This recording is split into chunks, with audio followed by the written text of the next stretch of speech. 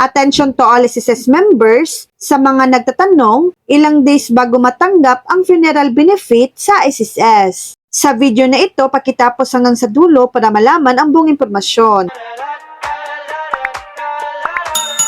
Pag-usapan natin kung ilang days bago matanggap ang funeral benefit sa SSS. Ang tagal ng pagproseso ng SSS funeral benefit ay maaring mag-iba, depende sa ilang mga kadahilanan. Una, completeness ng dokumento. Kung kumpleto at tama ang lahat ng naisubmit na dokumento, mas mabilis ang proseso. Pangalawa, verification. Kailangan ding i-verify ng SSS ang impormasyon na iyong isubmit. Pangatlo, backlog. Minsan, may backlog sa SSS, kaya maaaring maantala ang pagproseso. Tinatayang tagal, sa pangkalahatan, ang pagproseso ng SSS funeral benefit ay maaring tumagal ng 1 to 2 months. Ito ay tinatayang tagal kung kumpleto ang lahat ng iyong dokumento at walang komplikasyon sa iyong kaso. Paano naman mapabilis ang pagproseso? Una, kumpletong dokumento. Siguraduhin kumpleto at tama ang lahat ng iyong naisubmit na dokumento. Pangalawa, follow-up.